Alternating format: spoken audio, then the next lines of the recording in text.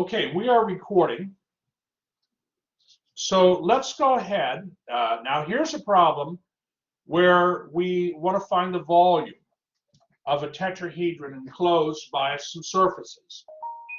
Okay, so volume, remember,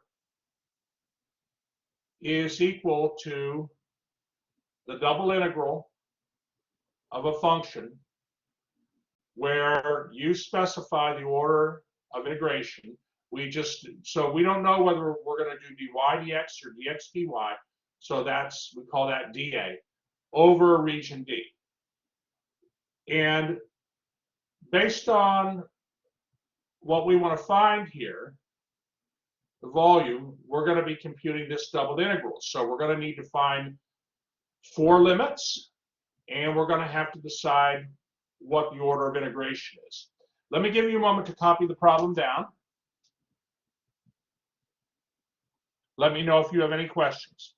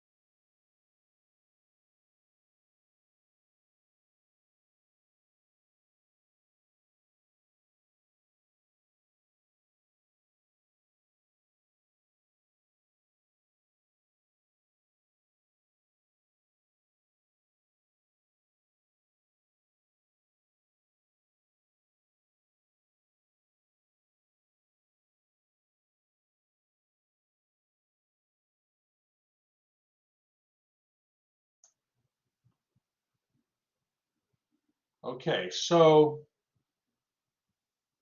a tetrahedron, a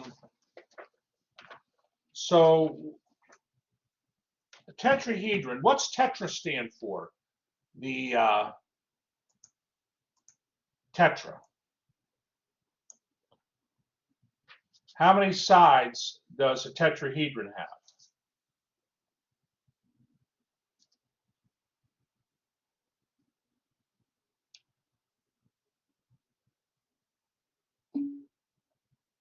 4. That's right, Mary. It has 4. Okay, so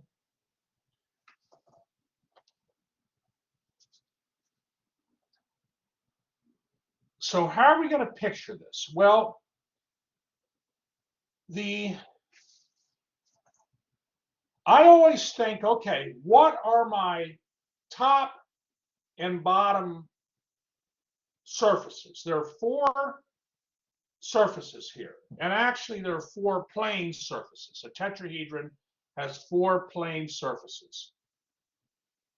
So I like to think, well, all right, like z equals 0.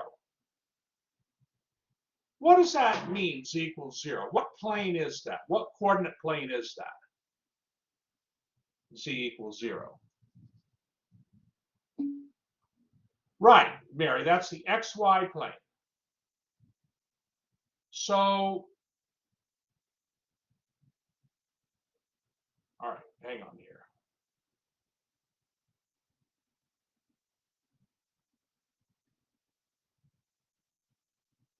One moment. One moment.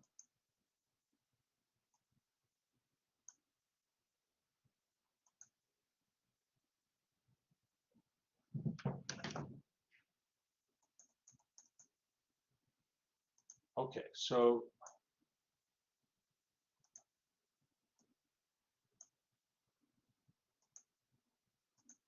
z equals 0 is the xy plane. So this tetrahedron is bounded below by the xy plane. What plane bounds the tetrahedron on top? Well, let's look at this plane x equals 0. What coordinate plane is x equals 0?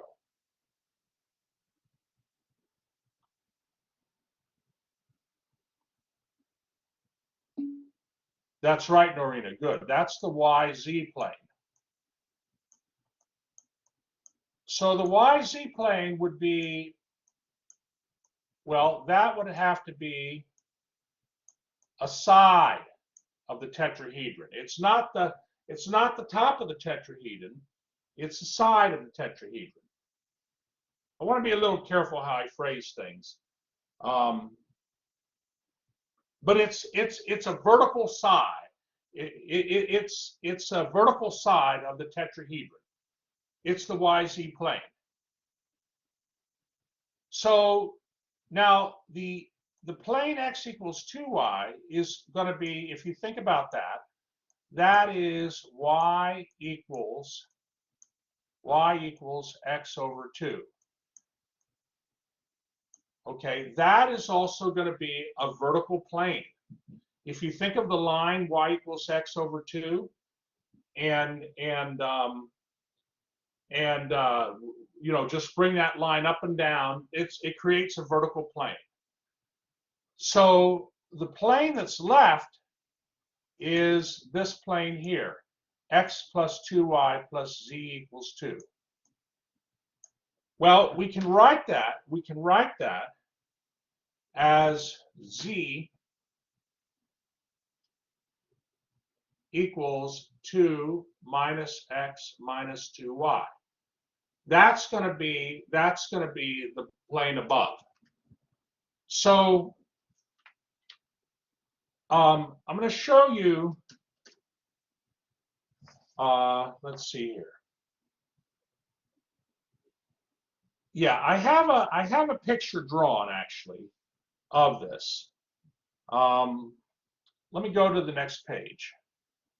What's this solid look like? Now, obviously, you're going to have to take some time to copy this. We're actually doing example 4 in the book. We're actually doing example 4 in the book. If you, I mean, let me just go to the book real quick. Hold on here.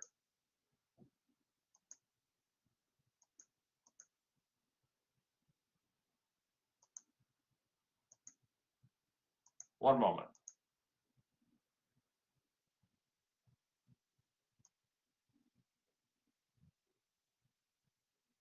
Yeah, so we're doing example 4. And, you know, of course, the book has beautiful picture. There's the tetrahedron right there. But you'll notice on the tetrahedron, in the xy plane, they have coordinates. So the tetrahedron has 4 corners to it, right? It has the corners 0, 0, 2, and the origin, and then the points 0, 1, 0, and 1, 1/2, 0. Okay, and then it shows the sides. And I just wanted to give a little more detail on how they get those points of intersection. Okay, but there's like the beautiful picture. Let's go back to my work on it, where I fill in detail for you.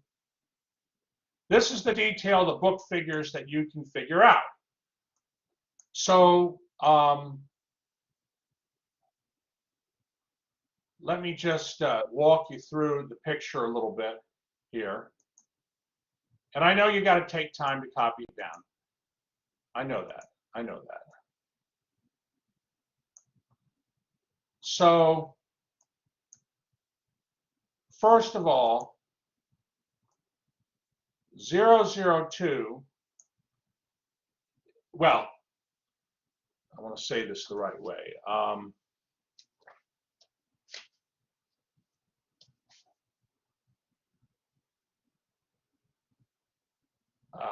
Sorry, I'm just thinking here.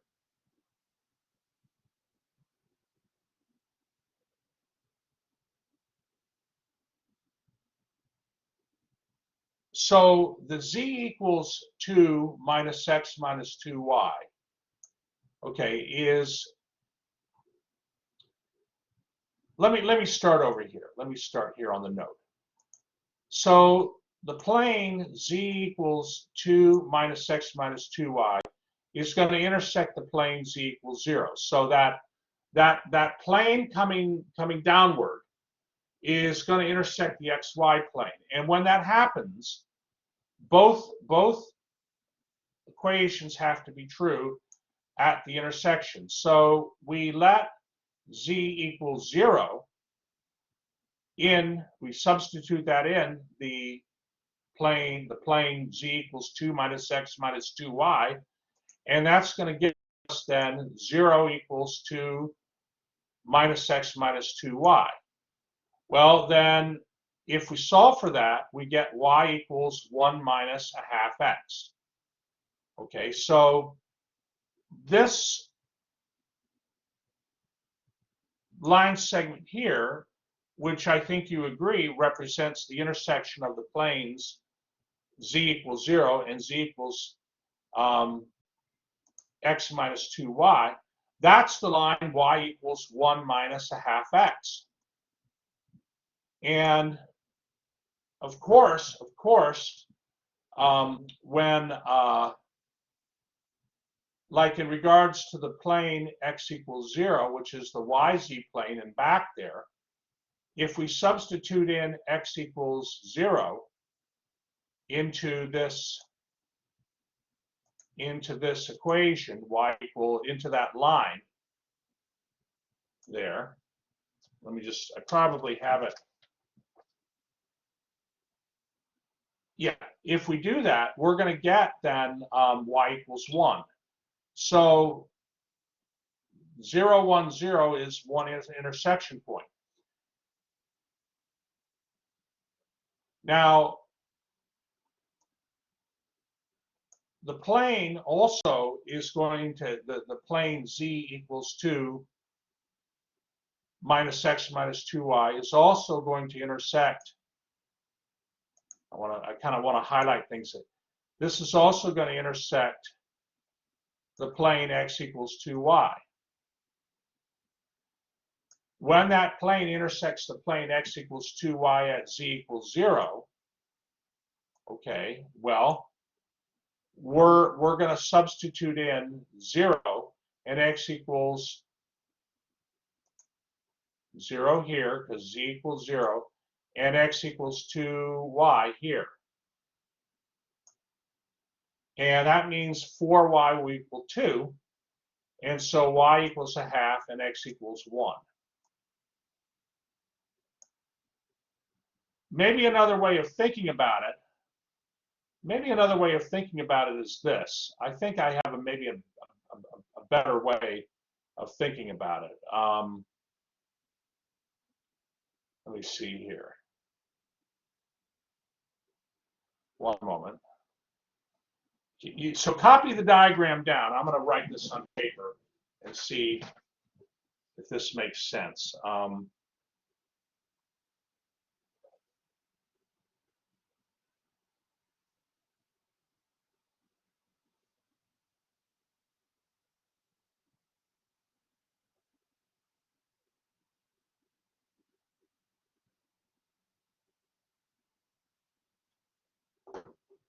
Yeah, this actually does make a little better sense.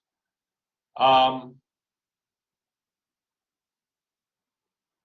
actually don't think we need, I mean, I'm okay like with what I wrote here. But let's look at it another way. I mean, what I mean is like this part here, I don't think we really need that. I think we can establish that the point 1 half 0, this point here, is a point of section more easily. Because remember, we have that plane y equals x over 2. So the point of intersection, well, that point of intersection between is the two line segments meet there. So we know z equals 0 because that point of intersection is in the xy plane.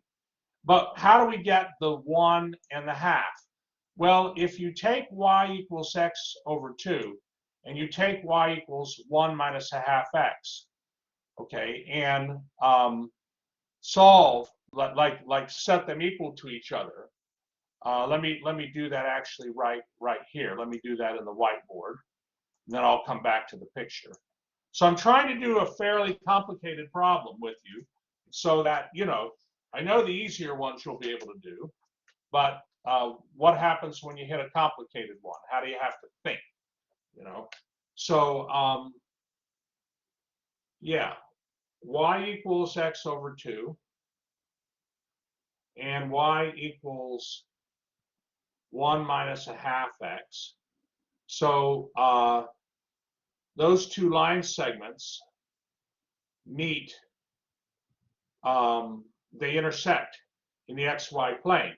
So just think, okay, well, take x over 2 and set it equal to 1 minus a half x. And if you do that, you'll get x over 2 plus x over 2 equals 1. And that means you get 2x over 2 equals 1, so x equals 1. So that establishes that x equals 1. And if x equals 1, y will equal 1 over 2 by virtue of this. Hold on here, I missed my, sorry, I'm gonna have to figure this out with this remote pen, with this pen, this stylus pen, but we're doing okay now. Y would equal then 1 over 2, and that gets us this. So the point of intersection is indeed 1, comma, a half, comma, 0. That's how they get the point of intersection between those two line segments. So if I go back to the thing here, just get it back to the figure. Now we are comfortable with those points. The example 4, figure 13, those points of intersection in the xy plane. Now we know how we got them, why they're there. The book just gives the points of intersection, and you have to figure it out. So okay. Now the trapezoid itself, right, is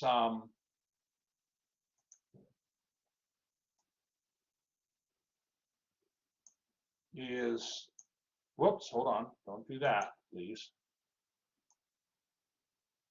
There's like the top part coming down there, and then I think now you can see the trapezoid pretty well.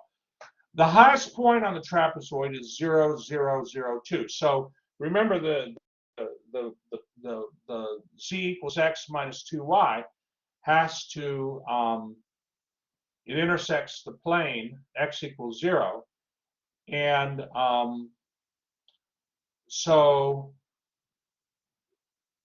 and it intersects y equals x over 2. So the highest point is going to be 0, 0, 2.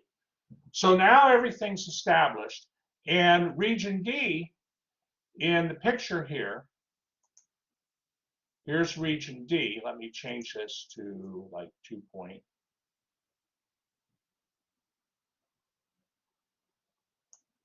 Here's region D, which I've drawn over here.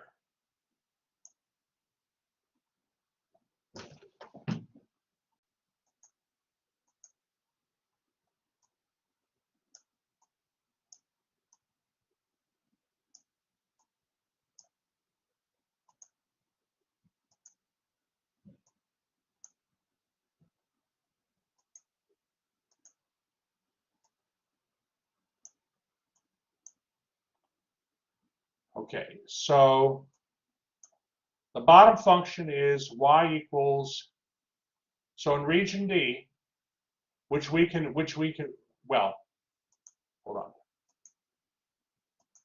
Here's the bottom function. which is y equals 1/2 x. And then the top function here is the other one, y equals 1 minus 1/2 x. This is clearly, I mean,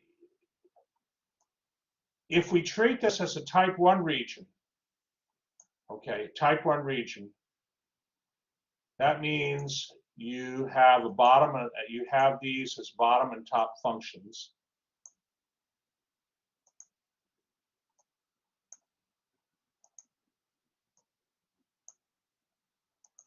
Clearly, that's going to be nice because you'll end up getting just you can find the volume with just one double integral. But if you're going to do a type 2 region, okay, the type 2 region, remember this this region D is split along that purple line there.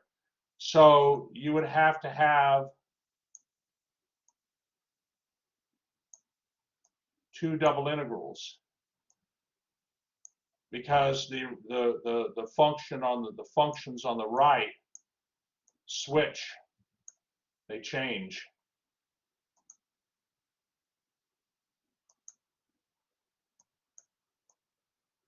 So I hope this highlighting, is this helping, the highlighting that I'm doing with the marker? Is it kind of helping you follow okay? Is it helpful? Okay, good, Noreen. I'm glad to hear that. Glad to hear that.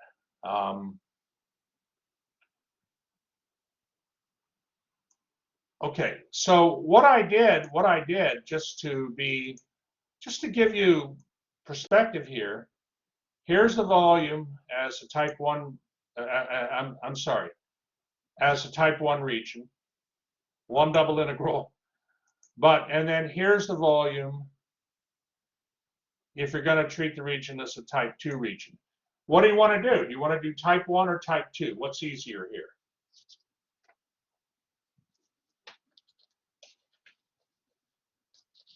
Take your pick.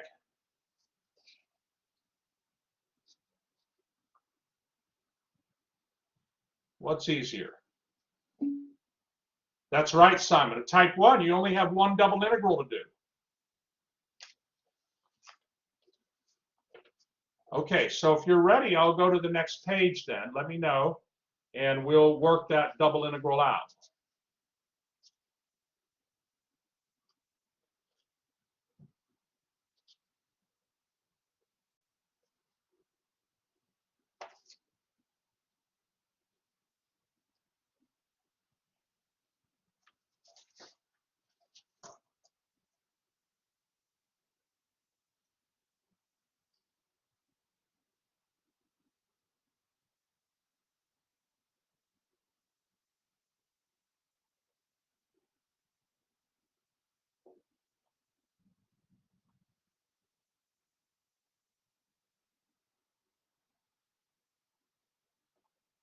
So this problem, like in terms of volume problems, this problem I would consider to be one of the more difficult ones. So I certainly wanted to do one of those with you.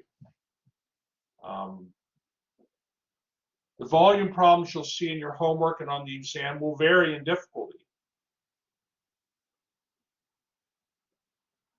And the hardest part for students is always getting the limits.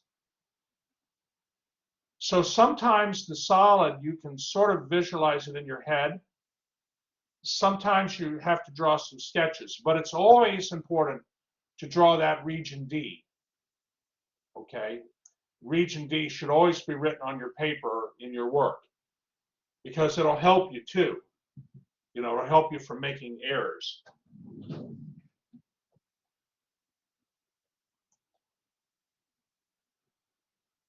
All right.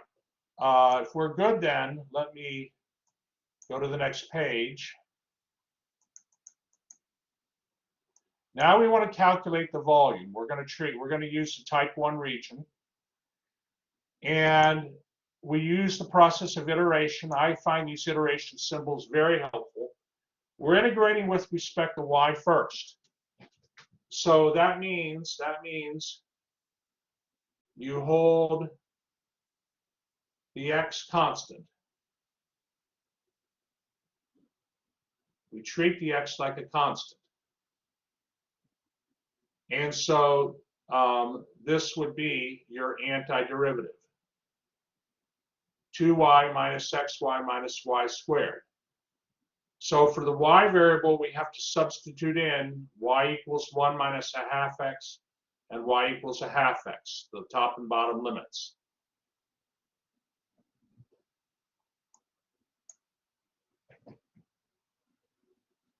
And that'll get you down here. I'm going to let you just copy. Please let me know if you have any questions.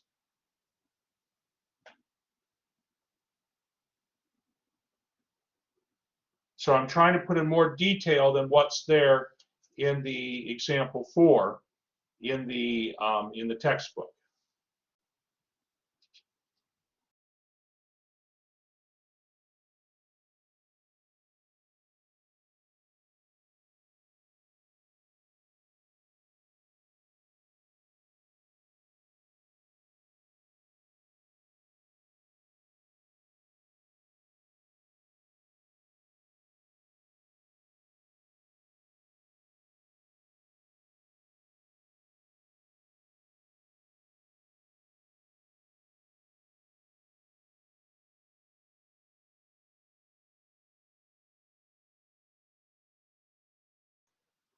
Okay, so there's a lot of algebra here, but it's all algebra that you can do.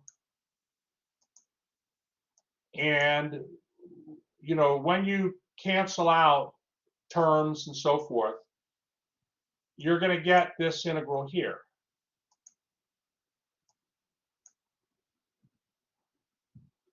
The integral from 0 to 1 of 1 minus 2x plus x squared.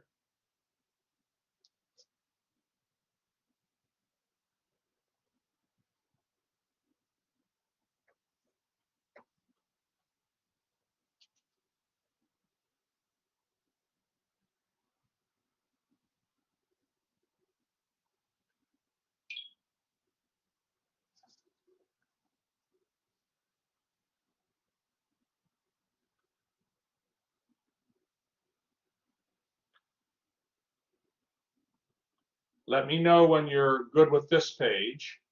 Give me a thumbs up, and then we can move to the next page. I don't want to. I know though it takes a little time, right?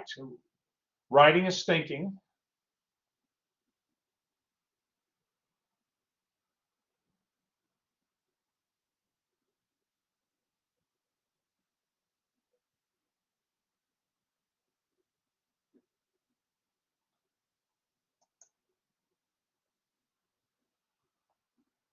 So Donna, how are you feeling with this material?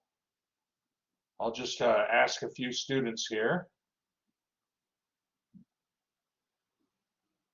Good. Sorry, it took me a minute to get to my mic, but it makes sense. That's all right. Okay, good. I feel like I'm like gonna get more out of it if I like do the homework, but yeah. Oh yes, yes, yes. Absolutely. Christopher, how do you feel?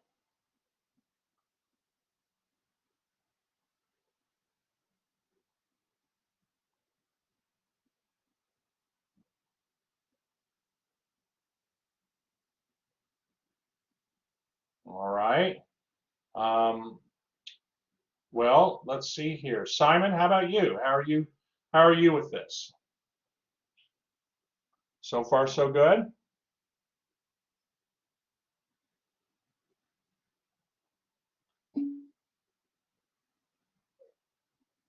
Yes, getting the limits is the hardest part. We're going to do another example right after this one. But all right, well then let's go to the next page. We just now need to integrate this calculus 1 integral. And we end up we end up getting 1/3.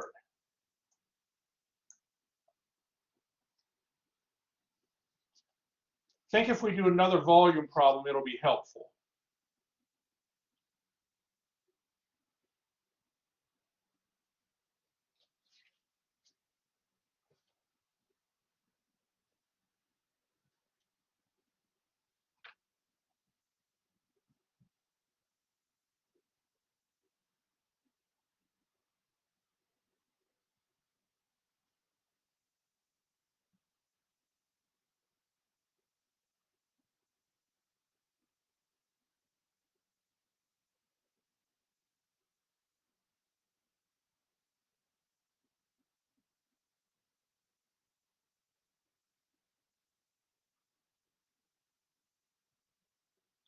Aura, how are you feeling with it, Aura? Are you doing all right?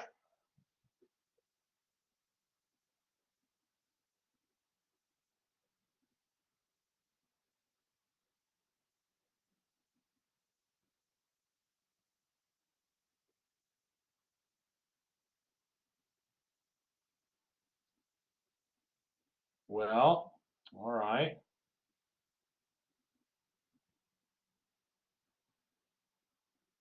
All right, let's go to the next example. Let's go to the next one.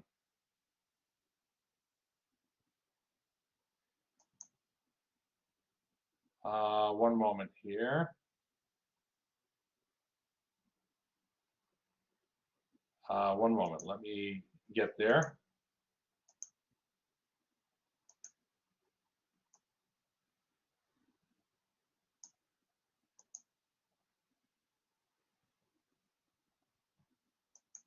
Okay, take a moment and copy this example down.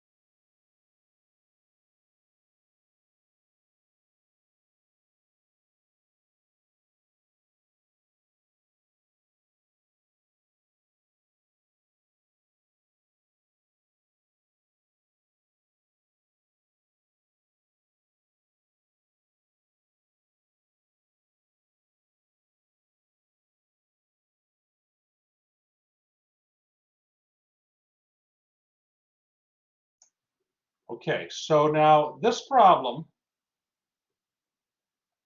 we want to find the volume of the solid enclosed by this cylinder, y squared plus z squared equals 4, and the planes x equals 2y, x equals 0, and z equals 0 in the first octave.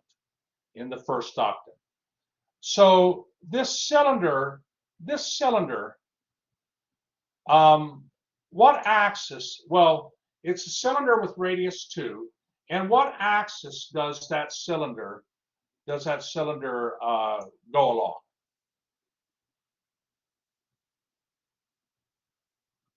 What axis runs through the center of this cylinder? That's right, Norina. That's right, Ivy. The x-axis. So this cylinder goes on forever, right? With the x-axis running through its center.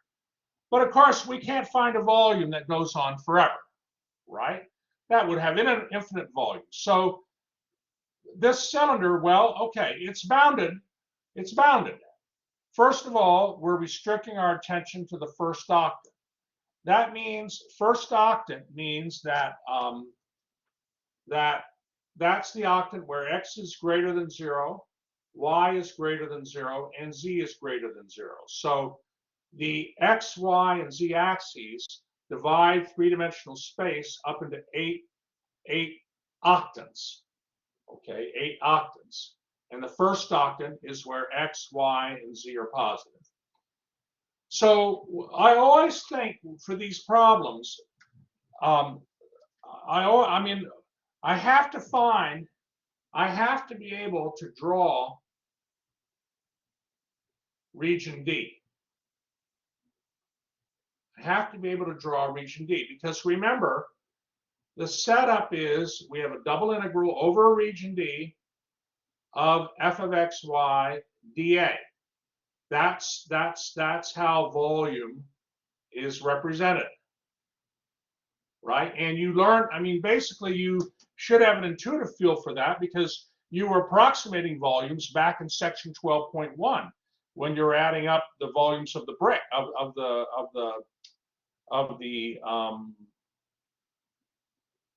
the boxes, right? To approximate the volume under the function. So okay, a solid has a volume, but the solid has to be bounded below, it has to be bounded above, and it has to be bounded on the sides. So which of these, you have 4 equations there. Which equation is going to be bounding this solid below? What bounds the solid below? Which of the equations is bounding the solid? What's the bottom of the solid? That's right, Mary. Z equals 0. So maybe I will go to a little bit, hold on here. Yeah, that's the bottom. Z equals 0. Okay, what's the top going to be? Which equation is going to give you the top of this solid?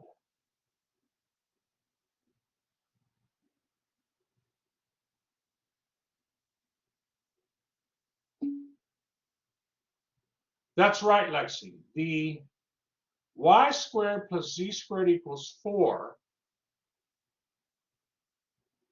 If we write that then as z equals positive, so let me see here. So z squared would equal 4 minus y squared. But then z would equal plus the square root of 4 minus y squared. Now, right, it should be plus or minus, but I'm going to choose plus. Why are we going to choose the plus? Because z is greater than 0. So the cylinder, think of the top part of the cylinder. Okay, it's the top part of the cylinder. Okay, so that's going to be my top. That's going to be my top. Well, then x equals 0 and x equals 2y, those planes are going to be what? They're going to be not the top. They don't bound the solid on the top or the bottom, but they bound the solid on the what? They bound the solid on the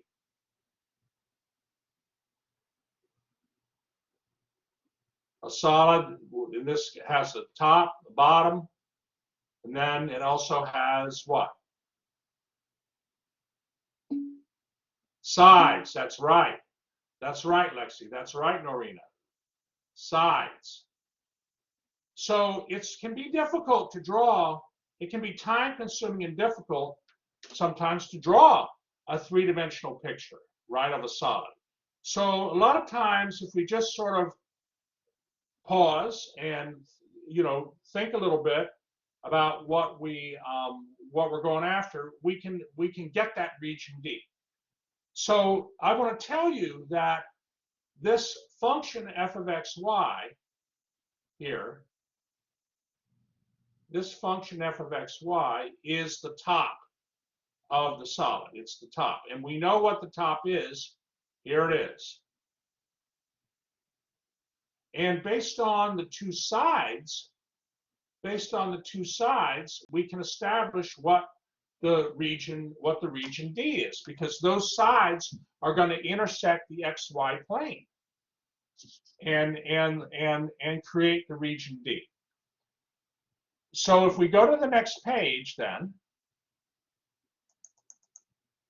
again, the solid is bounded above by this surface, z equals positive square root of 4 minus y squared. The region D is bounded by the planes x equals 0 and the planes x equals 2y, or we can write that as y equals a half x. Oh, I guess I need to be a little careful. Okay, how do we establish this 0.42 here? So, we're saying that the region D stops at 4,2. So that means there's y equals 2 here that forms the third side for region D. Well, that's because when z equals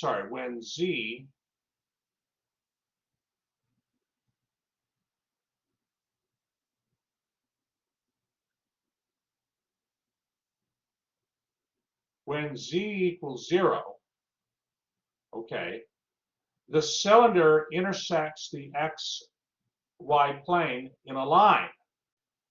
And that line would correspond to 0 equals square root of 4 minus y squared. Well, that means 0 is equal to 4 minus y squared. If we square both sides, 0 squared is 4 minus y squared. And so 0 equals 4 minus y squared. Y squared equals 4. And y is equal then to plus or minus 2, right, if y squared equals 4. But we're going to pick the plus part because, again, we're constraining ourselves to the first octave, and y has to be greater than 0. And that's why now you have y equals 2 here. And so if y equals 2, if we put y equals 2 in here for x would equal 2 times 2. That's the intersection of x equals 2y and y equals 2. So we want to keep our thinking very, very simple with these three-dimensional problems where we have to find volumes, because finding the limits is the challenge, and if we just have to keep things simple so that we can find those limits. We want to keep things very, very simple. So I was able to get this D without drawing a three-dimensional picture of this solid, and it would look somewhat complicated. I mean, I don't want to say complicated, but it would be a little difficult. Well, we could draw it, but it would take time, and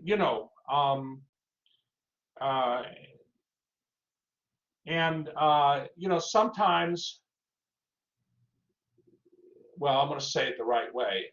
It would just take some time to do, and actually we can kind of work that part out in our minds. That's what I'm saying.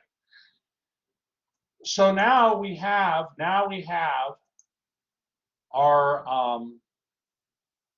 volume, and I'm going to choose to integrate with respect to x first and then y. So I'm treating the region D as a type 2 region.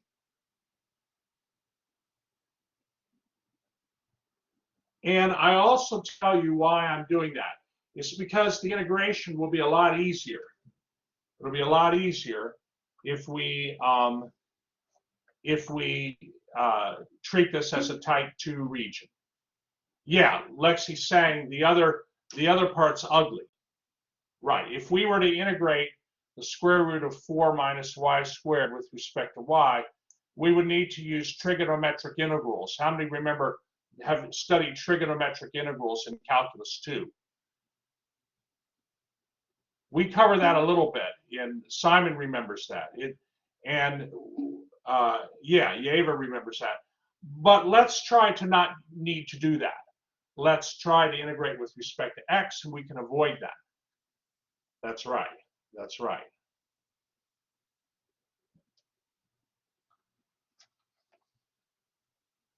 Are there any questions so far?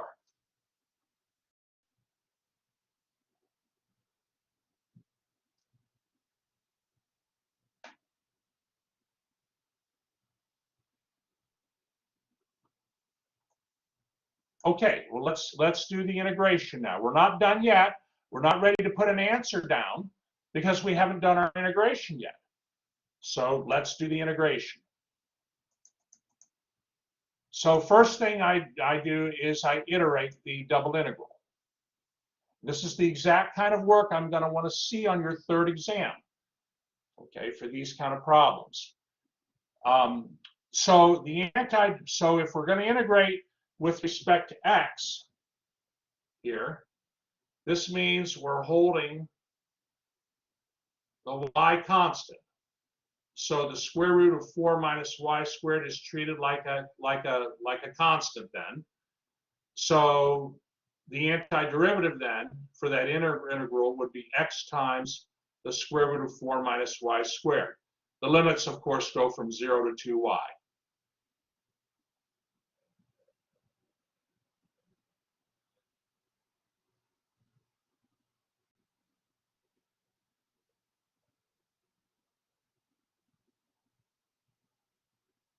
Please let me know if you have any questions.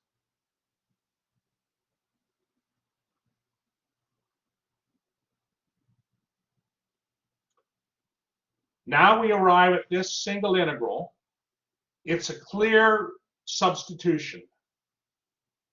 Use substitution to get to work out the integral. Let u equals 4 minus y squared. Du, so if u is 4 minus y squared,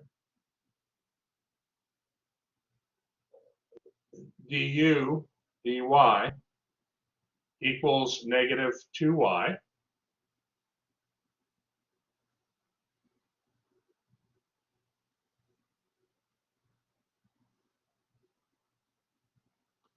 And so du then is negative 2y dy. Right? We multiply. I mean, this is really this is review, right? But we multiply by dy on both sides of that equation, dy here. And let me give myself a little room here. Let's do it right.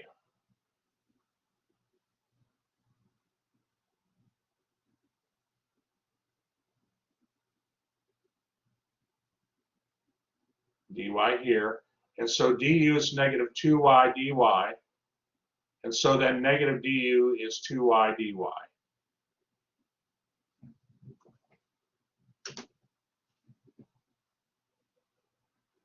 Right, and so now the integral, we convert it to an integral with respect to y to an integral with respect to u. So the square root of 4 minus y squared, that becomes the square root of u. And then the 2y dy becomes the negative du. And that's what we have here. But of course, our limits change because our integral is with respect to u now, not y. So when y is 2, the u limit is 4 because that equals 2 squared. And when the y limit is 0, the u limit is 0 squared, which is 0. And so now we have a calculus 1 problem. I tend to like to pull negatives out in front of the integral, which is what I do here, but then that's going to cause the limits to switch. So we had 4 to 0, now we have 0 to 4. So a lot of review here on integration. Is this helpful, this review of integration? Is that working okay?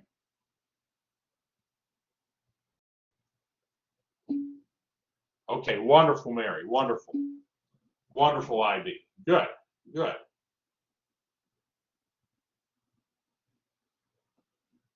Now, we didn't use integration by parts here, right?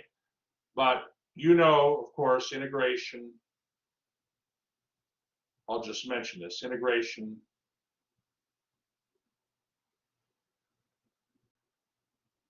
by parts is the integral of u dv equals uv minus the integral of v du.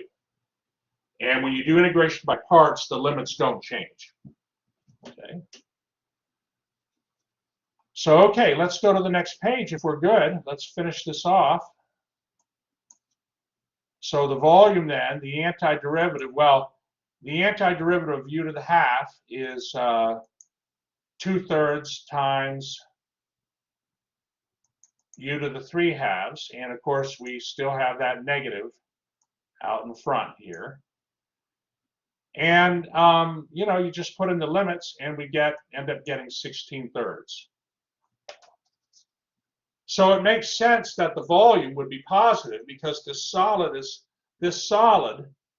which we have a sort of we have an idea of what it looks like. The solid is entirely in the first octant, and the first octant is above the xy plane. So the volume has to be positive volume.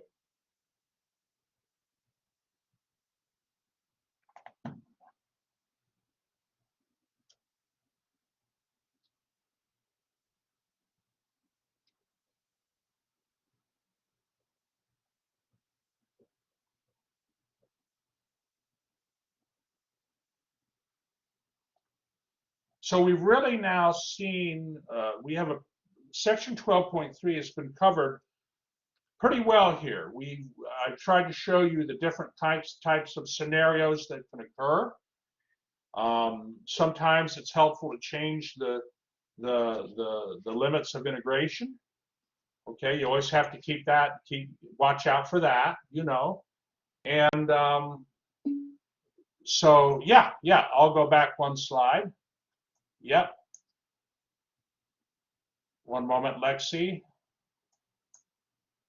Okay.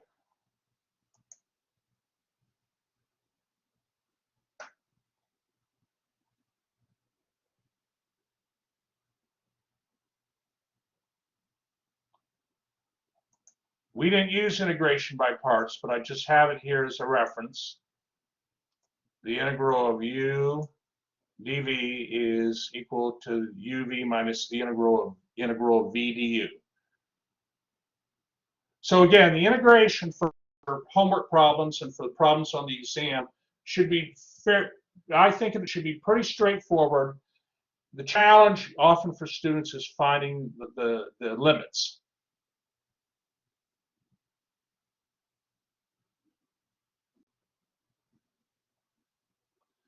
And you want to be careful when you find them, right? Because if your limits aren't correct, then you know you waste time then. Now I give you enough time on the exam so that you have some extra time, but you know what I mean. You just want to be careful when you find your limits.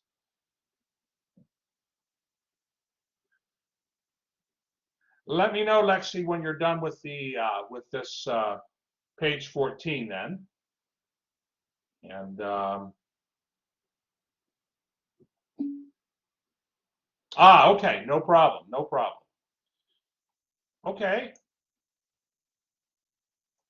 are there any questions on this problem?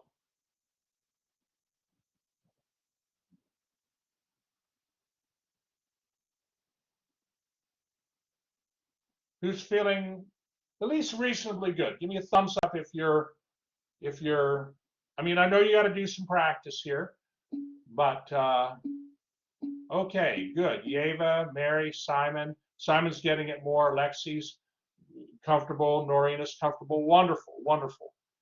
Well, let me go ahead and stop the recording then. I'm going to give you some more classwork time to work on these section 12.3 assignments. So let me go ahead and stop the recording.